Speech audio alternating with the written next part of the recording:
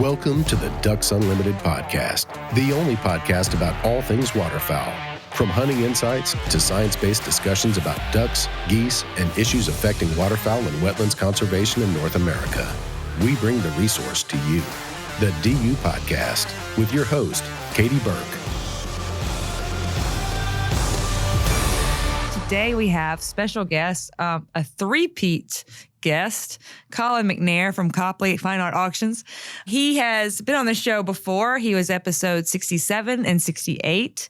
I think that was back in January of 21. And we're just going to kind of catch up on what's been going on the last year and then a few other topics. How are you today, Colin? I'm doing great, Katie. Thanks so much for having me back. This is really exciting. So it's been a full year. So you've had, I know, 2 big auctions since then. Maybe a third, or you just had the third? Like y'all did that? Yeah, so we've had two major auctions since then. They've been 2 of the most successful decoy auctions of all time. We had, when COVID and lockdowns came around, that certainly affected us as it did everyone. The lead time for auctions is usually pretty long. So once we got back to doing our thing, we had it was our most successful winter sale ever this February 2021. And we did just about $5 million in that sale. And we just had our last sale here in July where we did $4.4 million, a little over that. So yeah, we're getting close to 10 million on the year. So our biggest year ever. And by decoy industry standards, that's usually what the whole industry would do in a year. So it's been a banner year here at Copley and for decoys in general. Yeah, congratulations. Thank you. In this last year, what have you learned? Because it's been so different from this last year in the market of mostly going online. And what have you learned that's happened in the last year with auctions in the market? And what do you think you're going to take forward? We've learned a lot, and we're still learning a lot. One of the great things that we really like to see, and I imagine you probably see some parallels to this, is when people were locked down and couldn't do some of the things they typically would. They went to the country and they went and played outside and they got down to some of their core passions. And there's a lot of passion involved in duck hunting and in the outdoors. And we absolutely saw some of that come into our field of collectibles because it was something that we've been able to create a market environment where you can participate remotely. So we were already built for this. And people jumped right in, and we've actually had record numbers of bidders in our last 2 auctions. Back to back, we set company records for participation.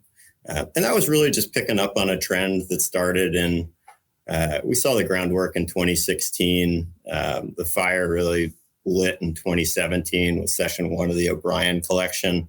And we've just been continuing on that trajectory. And yeah, I think we definitely got some more attention though during lockdown, which is really encouraging. Yeah. So what do you think that you've changed in that time that will continue on? I guess there was sort of a proof of concept for some of the online content that we were putting out there. It demonstrated that the industry can not only survive, but thrive with online bidding, with online catalogs, with video calls instead of in-person previews. So that was encouraging to see that was sufficient to have a healthy marketplace. And people they just want to participate and have access to great decoys and sporting art.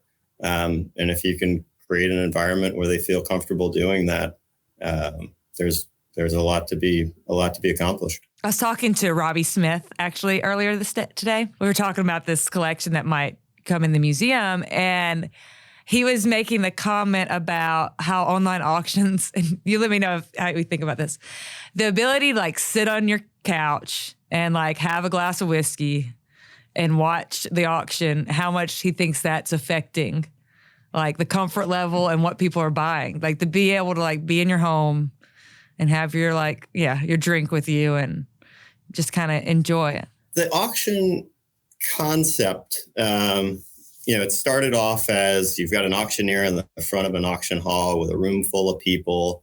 And, over time, auction houses added phones to the back of the room so people could participate remotely. And then online bidding platforms came on board and the catalog started to move online. So historically, we've had this old school in-person auction. We've got a great hard copy catalog that we mail out to thousands of people each auction.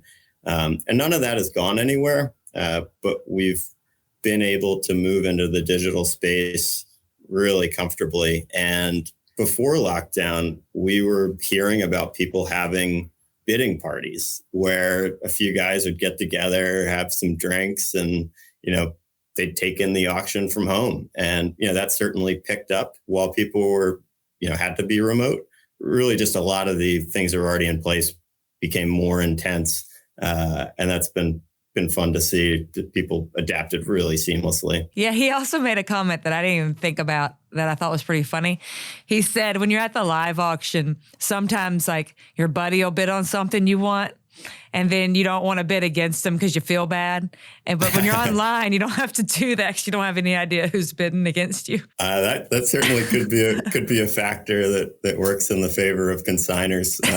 But yeah, it's really just represents a healthy marketplace where people are participating, as they see fit at the time, which is great. It's what we want to encourage. So Decoy shows are starting to come back. They're advertising them and they're coming back on the schedule. How is them coming back going to impact the community going forward? Decoy shows have been a big part of decoy collecting from the earliest years. It was a natural get together of collectors, just meeting up at their houses or central locations. And then they turned into collecting clubs and now formal shows. And some of these shows are really large. I was just on the phone today with one of the guys from the North American Decoy Collectors Club. They've just rebranded from being the Midwest Club, which was fitting because they became much more than the Midwest Decoy Collectors Club. So now their name really fits what they do. And they've actually added a show this year to sort of make up for a lost show. Some other clubs are doing that as well. And the show aspect, it satisfies the social element for the people that want the social element. And I imagine, with Ducks Unlimited, there's a huge social element. So you can understand that entirely. And then there's also a huge part of the market. It's sort of the silent majority of the market that doesn't participate in clubs, doesn't participate in shows. They've never come to an auction before. And you can't begin to believe how big a part of the market they are. But I just want to give them a shout out because, as important as the shows are, there's a much quieter but very vibrant culture of decoy collecting happening out there as well. One thing we always mention on here with collectors is when you have new collectors coming in and we like advice for them. And I kind of want to talk a little bit about like how important those decoy shows are for like new collectors, like they're just getting started, younger collectors, and meeting those people that can help them along the way. Because decoy shows are really the place to meet those people, like mentors and things like that. I was just reading an obituary for a longtime collector today, and a lot of people were talking about that mentorship aspect, which is a huge part of it. And shows historically have been a great place for people to connect personally and develop those relationships. And sometimes you'll pick up your dealer of choice or your mentor or, your next best friend at a decoy show. So that's the human side of it. From the decoy side of it, the hands-on aspect is really significant for just getting in there and giving yourself the most exposure possible to the inventory. So, as an auction house, we have a large preview session before the auction. And that used to just be really the preview the night before the sale. And over time, as the market's grown, the preview turned into, Steve O'Brien, who owns the company, and I were the two decoy specialists here. We'll go out on the road and bring that preview to people's homes. And then also we open up our office gallery here in Massachusetts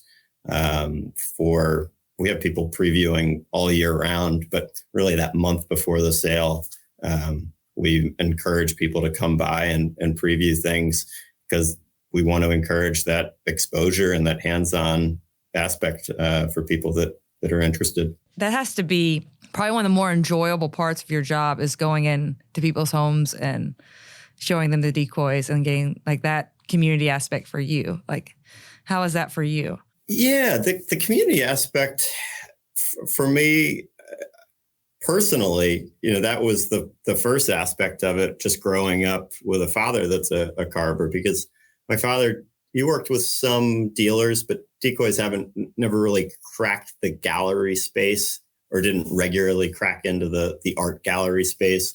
So a lot of times a carver like my father would, have a lot of relationships with people. So as a kid, I experienced and enjoyed a lot of those personal relationships that came through decoys. And that's something that I've always had. And it's a huge part of what I do now is, spend time with people that share common passions. And fortunately, that spills over into some great hunting and fishing and some outdoor time with people that also like collecting decoys. Yeah, I can relate to that a lot. I mean, as with growing up through Ducks Unlimited, like, I don't know how many times I've sat like in a truck and talked to some guy in a field for 3 hours. And like, usually I was pretty bored and I was playing in the dirt, but I've done a lot of that. And it kind of like sticks with you. It's kind of a part of who you are. Absolutely. So to go back to that like silent community that you don't really hear about of collectors, in your last show, you had you did the Linda Johnson collections. Mm-hmm. And she kind of is a good representative of that other type of collector. Can you speak a little bit about her and kind of how she kind of represents that community or did represent that community? Yeah, absolutely. So we had the huge honor of representing the decoy collection of Linda Johnson in this last sporting sale 2020.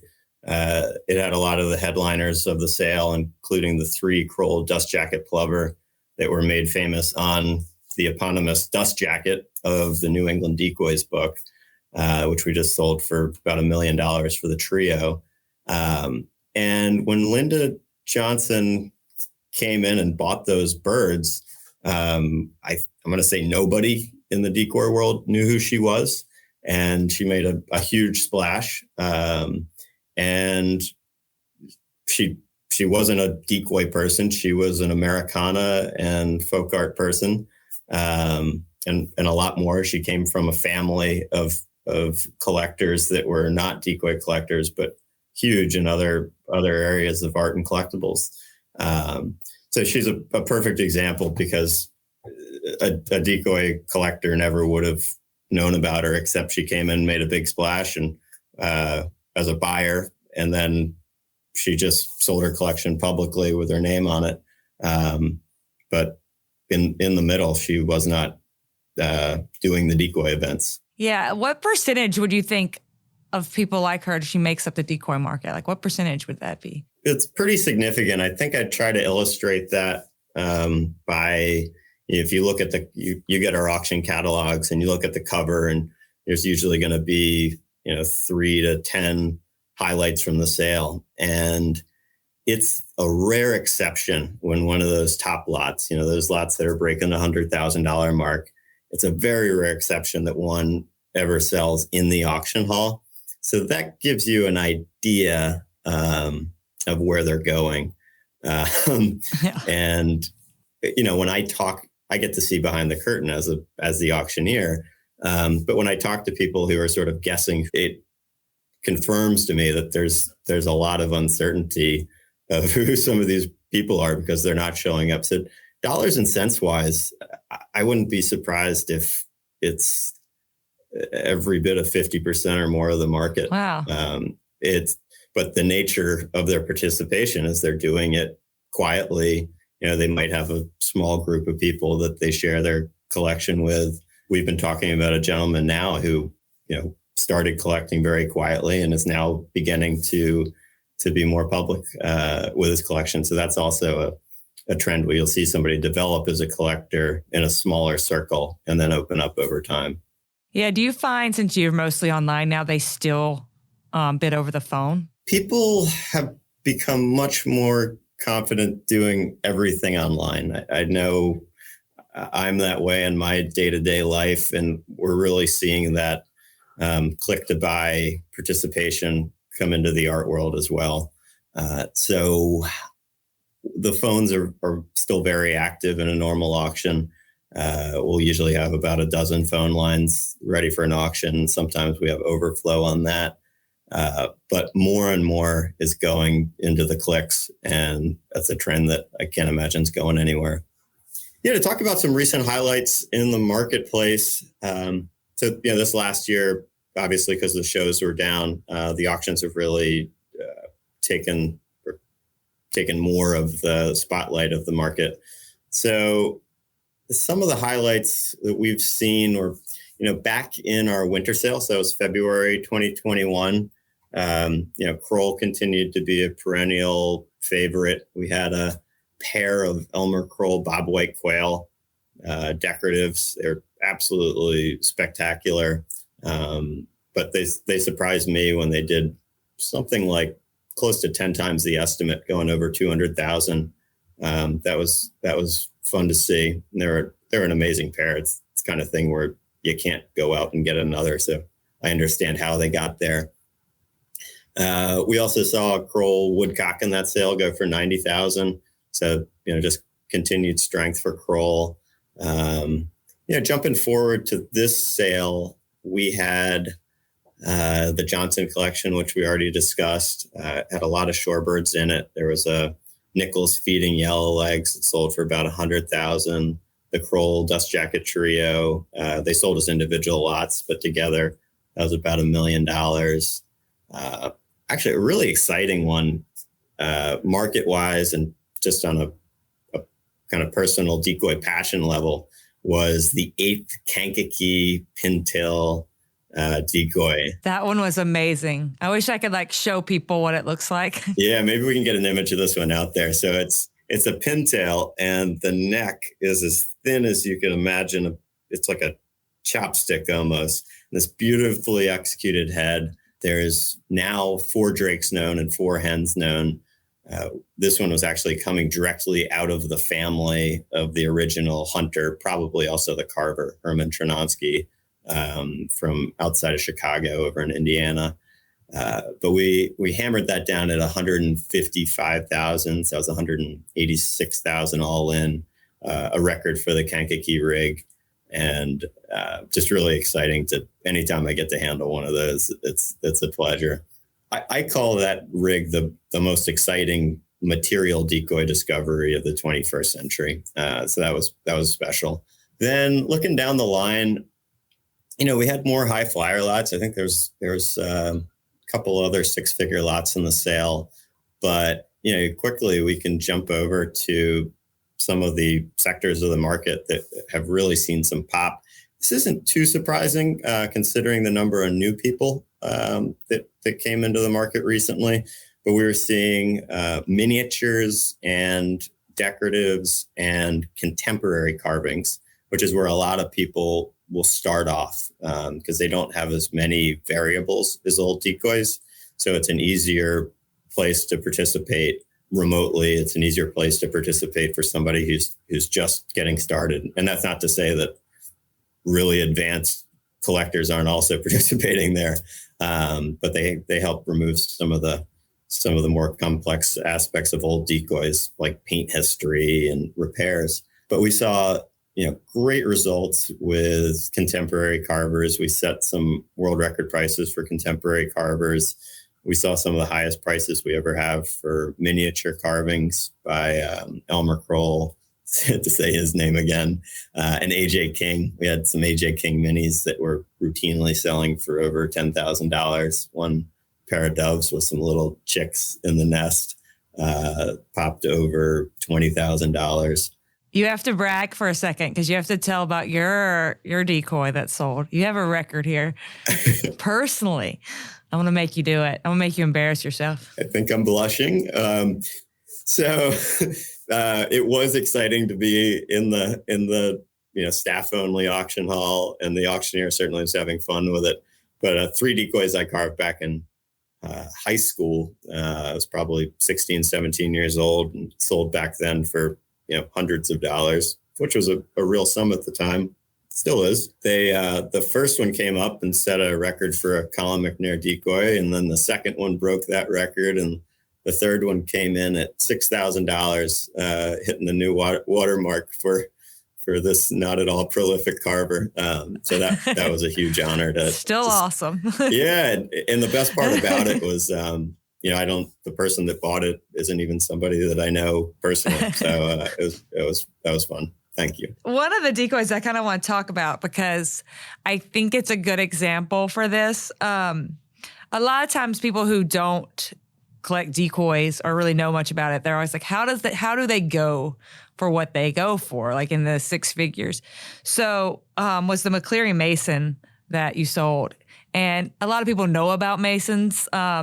So if they know anything about decoys, Masons are usually one of them. Mm-hmm. So I kind of want you can you use that as an example to kind of explain why they cost what they cost for people, to kind of give the understanding of that price? Yeah. So Mason is probably by a wide margin the most prolific producer of old painted wooden birds. You find them all across the country. They were hunted from coast to coast. Really everywhere. So they're a great place to kind of describe a test scenario for decoys. The one that you mentioned was a super early Mason. It's called the slope breast model. So it's a very distinguished style of Mason with a flat bottom that you only see in this very early time period. And this one was in by decoy standards, mint condition. It had been in the collection of James McCleary, who is one of the top 2 decoy collectors of all time. He was not only a top decoy collector, but if you just split out his Mason collection, he was probably, I think, I'm not offending anybody, I think he must have been the top Mason collector of all time as well, just with that sub collection. And he described Mason as, sort of the king of factory decoys. This was one of his best birds. And, since he owned it, a number of authors and other folks have described it as, Mason at its best. It had the form, it had the condition, it had the paint, it has the rarity, it has the blessing of, a revered collector in McCleary. So it's really everything that somebody's looking for. I think one gentleman I talked to before the auction mentioned the possibility of maybe getting a tattoo of this decoy. I mean, this bird evoked passion.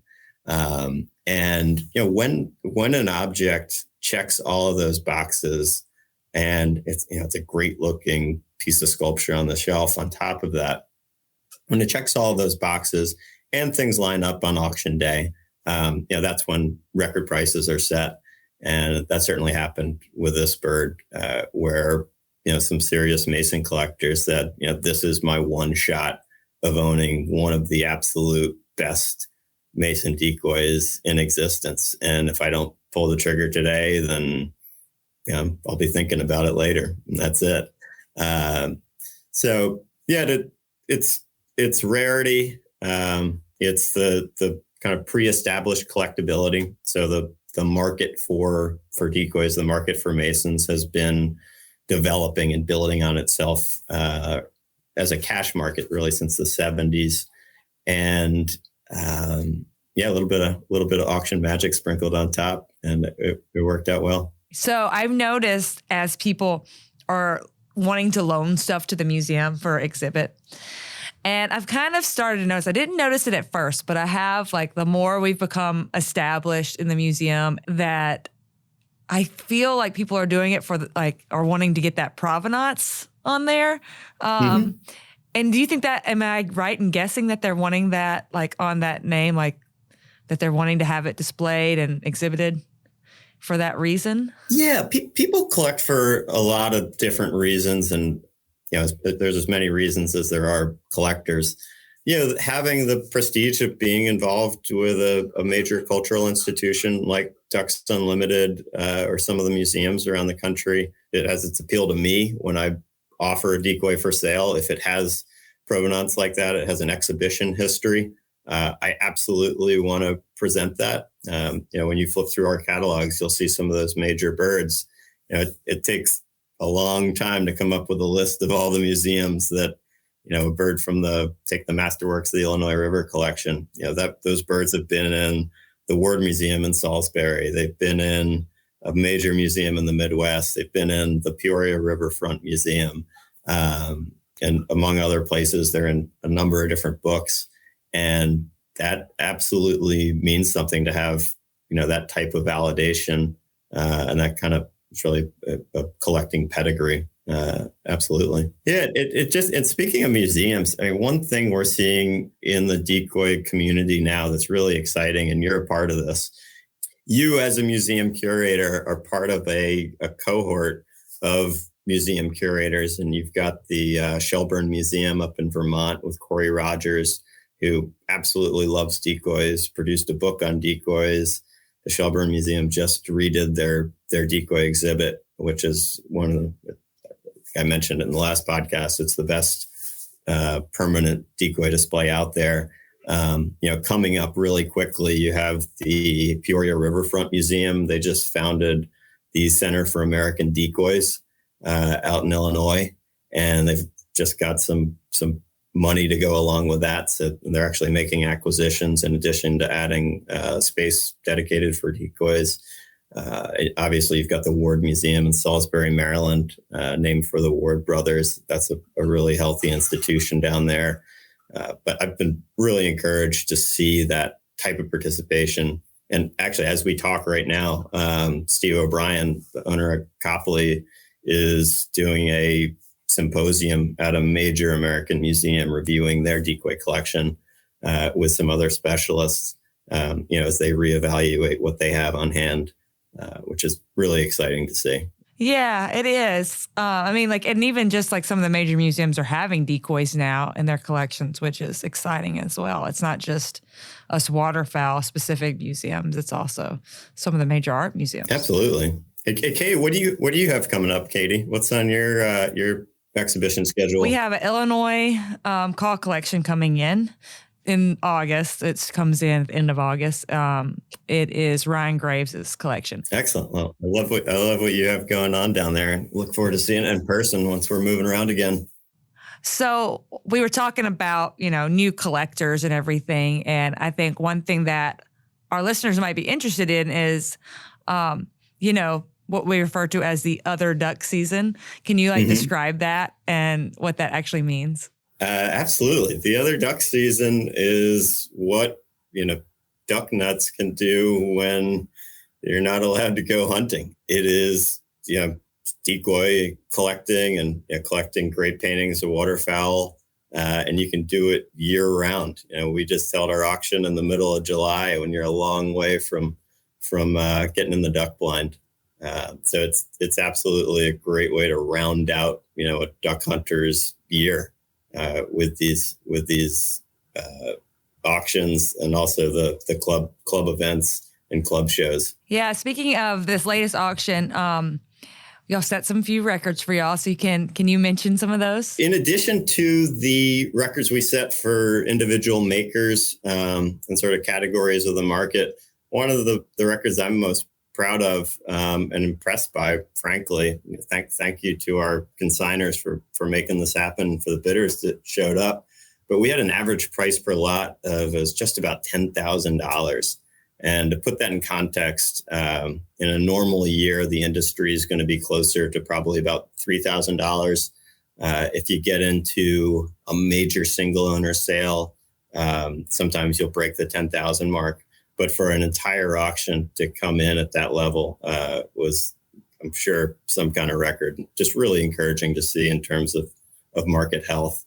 And when I think about how we're able to move so smoothly into a format where people aren't coming to the auction in person, they still have an opportunity to preview, but it's a different format.